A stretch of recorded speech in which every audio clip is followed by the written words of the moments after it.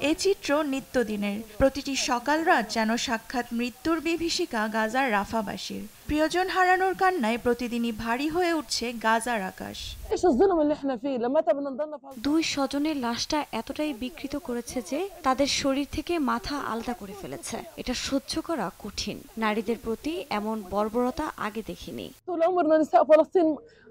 শনিবার দেইর আল বালাতে রাতভর চলে ইসরায়েলি বোমা হামলা। এ শহরে প্রাণ যায় 10 জনের, আর গাজা সিটিতে মৃত্যু হয় 9 জন ফিলিস্তিনির। উত্তরাঞ্চলের জাবালিয়া শরণার্থী ক্যাম্পেও ইসরায়েলি বোমা হামলায় প্রাণ হারান বেশ কয়েকজন। ইসরায়েলি বর্বরতার মুখে উত্তরাঞ্চলের সব হাসপাতাল এখন বন্ধ হবার উপক্রম। পুরো চিকিৎসা ব্যবস্থাই এখন বন্ধ হবার পথে। হাসপাতাল কানায় কানায় পূর্ণ, শয্যা খালি নেই। করিডোর ও হলগুলোর মেঝেতে রোগীদের চিকিৎসা চলছে।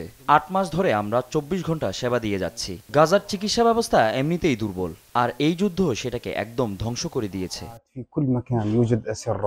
গাজার আল শিফা হাসপাতালে সন্ধান মিলেছে 3টি গণকবরের, যা থেকে উদ্ধার করা হয়েছে অন্তত 80টি মরদেহ। পুরো রাফা সীমান্ত এলাকায় থমথমে অবস্থা। চারদিকে ঘিরে রেখেছে ইসরায়েলি সাজোয়া যান। হামাসের বেশ কিছু লক্ষ্যবস্তুকে হামলার দাবি করেছে ইসরায়েল। উত্তর গাজায় কয়েক ঘন্টায় হামাসের স্থাপনায় হামলা চালানো হয়েছে। সামরিক অভিযানের জন্য আমাদের প্রস্তুতির অংশ হিসেবে জাবালিয়া থেকে মানুষজনকে সরে যেতে নির্দেশ দেওয়া হয়েছে। যে কোনো মুহূর্তে স্থল অভিযানের শঙ্কায় ঘরবাড়ি ছাড়ছে ফিলিস্তিনিরা। দক্ষিণাঞ্চল ছেড়ে যেতে ইসরায়েলি নির্দেশনার পর এরই মধ্যে রাফা ছেড়েছে 1.5 লাখ ফিলিস্তিনি। তবে শুধু ফিলিস্তিনি নয়, রাফা থেকে সরিয়ে দেওয়া হচ্ছে গণমাধ্যম কর্মীদেরও। ইসরায়েলি বাহিনীর নির্দেশনার পর এই এলাকা ছেড়ে যেতে হচ্ছে আমাদের।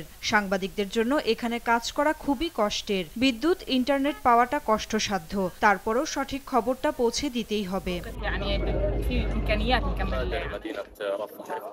রাফা ছেড়ে চলে যাচ্ছি, কিন্তু সাংবাদিকতা ছাড়ব না। 7 মাসে 150 সাংবাদিককে হারিয়েছি আমরা।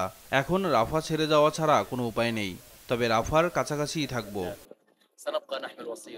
এদিকে গাজার রাফা থেকে এভাবে জোরপূর্বক ফিলিস্তিনিদের ভিটে মাটি থেকে উচ্ছেদের নিন্দা জানিয়েছে ইউরোপের বৈদেশিক নীতি বিষয়ক প্রধান জোসেফ বোরেল। দেওয়ান মুবাশশিরা হোসেন, নিউজ ডেস্ক, দেশ টিভি।